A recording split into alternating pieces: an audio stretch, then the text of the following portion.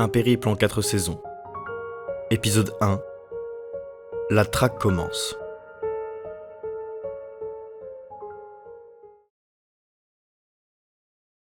C'était un jour de tempête. La neige s'engouffrait jusque dans l'entrée de la grotte. Dehors, le cyclone était plus puissant que les autres jours. Certains flocons arrivèrent même à se frayer un chemin jusqu'au visage du garçon aux cheveux noirs qui se reposait à l'intérieur de la cavité, ce qui le réveilla. Il était 9h du matin. Il n'avait pas passé une bonne nuit. Le bruit sourd des vents violents de l'extérieur, le son perpétuel des gouttes d'eau provoquées par la fonte du stalactite proche de son feu de camp et la peur de ses cauchemars qu'il faisait chaque nuit, l'avaient empêché de trouver le sommeil. Il faisait toujours le même cauchemar, ce même soir d'il y a 4 ans. Il ne voyait que des flashs, des vagues de souvenirs comme des traumatismes, le feu, les larmes, ses parents et des épées brandies. Rien de bien ficelé entre eux pour en faire une histoire, mais cela suffisait à le réveiller en pleurs 5 à 6 fois par nuit. La grotte qui lui servait de refuge ne payait pas de mine. C'était un abri de fortune avec feu de camp, quelques affaires qui pendaient au-dessus de ce dernier pour sécher et des couvertures de fourrure en guise de lit. Soudain, à l'extérieur se firent entendre des pas lents semblant d'être ralentis par la poudreuse tombée dans la nuit. Le jeune homme s'empara d'un petit couteau et alla se cacher derrière la plus grosse stalagmite du fond de la grotte. Les bruits de pas s'arrêtèrent à l'entrée de la caverne. La grande silhouette vêtue d'une épaisse cape de fourrure partiellement recouverte de neige ne bougeait plus. Elle joignit ses 2 mains, les positionna sur ses lèvres et fit résonner un son de chouette, signal auquel le jeune homme répondit immédiatement. « Brema, tu es rentrée !» Désolée pour la journée de retard. La tempête m'a empêché d'avancer la nuit dernière. Répondit-elle en retirant son épaisse cape semblant peser quelques kilos. En enlevant cette dernière, elle mit à découvert une armure de chevalier d'un métal au reflet bleu cyan. Elle portait à la ceinture une grande épée forgée du même minerai, et sur la tête son casque décoré d'une grande plume blanche à l'avant du crâne, ainsi que 6 autres encoches inscrites de chaque côté du heaume, marque d'autres plumes retirées il y a longtemps. Elle ôta son casque pour y enlever la couche de neige qui s'y était déposée, révélant au passage une longue chevelure châtain remontée en queue de cheval. Elle regarda le jeune homme de haut en bas et remarqua son allure qui semblait plus effilée que la veille de son départ. « Avez-vous mangé raisonnablement comme je vous l'avais indiqué, mon prince ? Vous semblez plus maigre que la dernière fois. » Arrête de m'appeler comme ça, Brema. Ce n'est plus mon titre depuis longtemps. Vous avez refait ce cauchemar. Encore et toujours. Il est revenu chaque nuit durant ton absence. En voyant les premières larmes couler sur les joues de son prince, la jeune chevaleresse le prit dans ses bras. Elle avait l'habitude de partir une petite semaine tous les 2 mois, dans le pays frontalier de la chaîne de montagnes dans laquelle ils avaient trouvé refuge.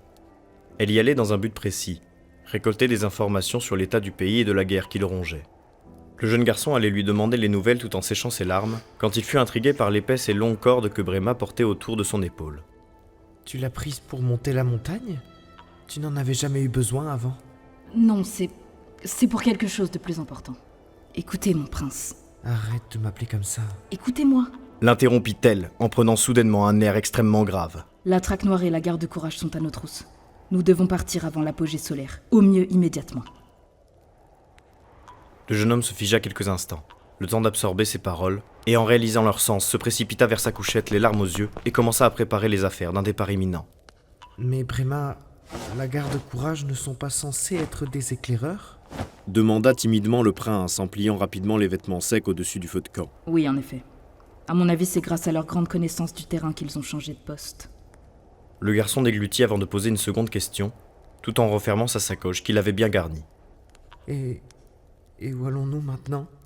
Nous nous rendons en paix unifié. C'est notre unique chance. Ils ont sûrement la même mentalité que le reste du pays, mais d'après mon ami, c'est là-bas que nous devons nous diriger. Rétorqua la chevaleresse, qui venait de terminer son piège à base de blocs de glace. Les nouvelles que la chevaleresse dévoila à l'instant mirent le jeune homme dans un état de panique intense. Il était tétanisé à l'idée d'être traqué de nouveau. Alors que son cauchemar était encore frais dans son esprit et menacé de l'engouffrer une nouvelle fois, Brema le prit par les épaules en constatant sa respiration irrégulière et son regard lointain et le força à la regarder dans les yeux. Ne vous inquiétez pas, Prince Rip. Mon rôle était et sera à jamais de vous protéger. Sur ces mots encourageants, les 2 fugitifs, emmitouflés dans d'épaisses capes de fourrure, sortirent de la grotte, l'un muni d'une petite sacoche et un petit couteau, et l'autre portant 3 énormes sacs sur le dos. À peine sorti de la grotte, Rip, le jeune prince, fut victime d'une nouvelle crise de panique. La précipitation, le froid et la perspective de ne plus avoir d'abri le mirent hors de lui. Il commença à avoir flou, à avoir du mal à tenir debout et à trembler de tout son corps. Brema, qui allait lui emboîter le pas, remarqua de nouveau l'état de détresse de son jeune protégé, et avant qu'elle n'eût le temps de prononcer la moindre phrase, Rip se mit à hurler d'effroi. Un hurlement si fort et si horrible qu'il fut probablement entendu à plusieurs kilomètres à la ronde. Soudain, le sol se mit à vibrer, et un son sourd commença à se faire entendre du haut de la montagne. Déclenché par les cris du jeune homme, une avalanche menaçait d'engloutir les deux fugitifs. Brema, sans réfléchir, sauta sur son prince, les protégeant ainsi de la vague de neige qui aurait pu leur être fatale.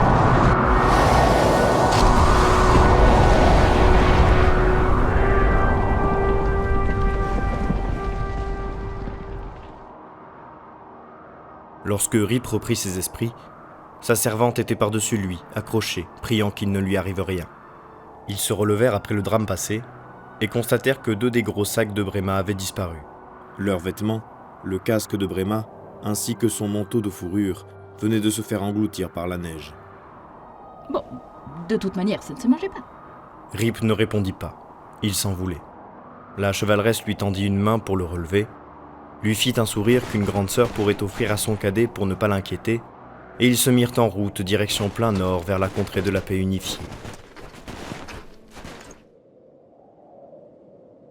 La chaîne de montagnes qu'ils devaient traverser était réputée interdite par le pays natal du jeune Rip. Et pour cause, cette cordillère était magique.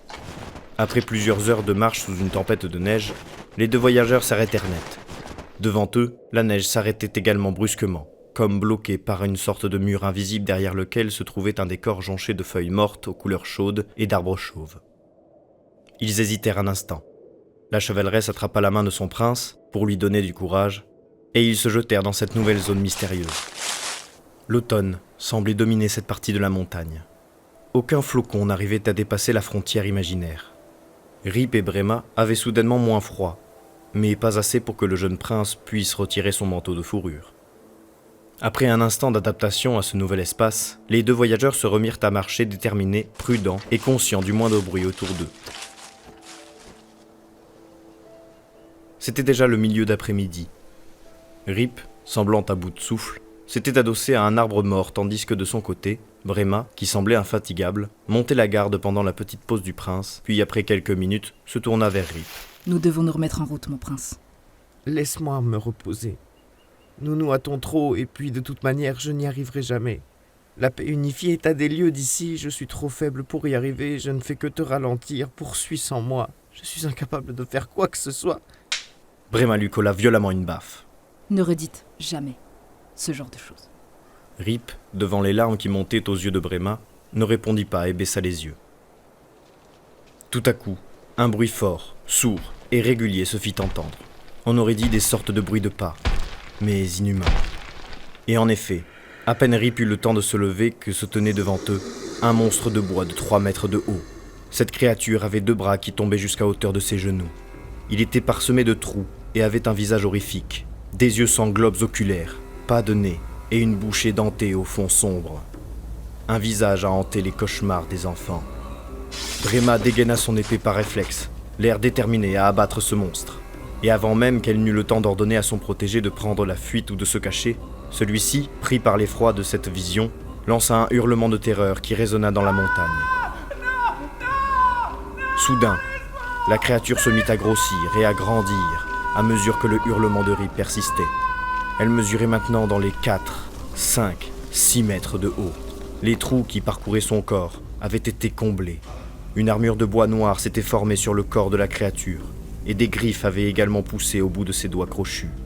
Brema savait instinctivement qu'elle ne pouvait plus rien faire seule face à cette chose devenue trop énorme. Elle allait tout de même risquer d'attaquer, histoire de donner le temps de fuir à son prince. Elle se mit en position, prête à lancer le premier coup, avant de se faire arrêter par une petite voix venue de nulle part. Ne bougez pas, laissez-moi faire. Les acculés, surpris, cherchèrent du regard la source de la voix avant de baisser les yeux et de voir une personne mesurant au plus d'une vingtaine de centimètres. Elle était armée d'un minuscule arc et se tenait devant la créature. Ils eurent à peine le temps de cligner des yeux que la petite personne avait disparu pour se retrouver sur l'épaule du monstre, en face d'un petit trou sur le côté de sa tête qui devait lui faire office d'oreille. Elle y poussa alors de toutes ses forces Un cri intimidant. Et au fur et à mesure qu'elle hurlait, l'ennemi rapetissait encore et encore jusqu'à mesurer la misérable taille de 3 cm. La petite étrangère l'enferma dans une petite bouteille vide qu'elle venait de voler dans la sacoche de Rip sans qu'il ne s'en rende compte et lança. Enchanté, voyageur. Moi, c'est Diamena.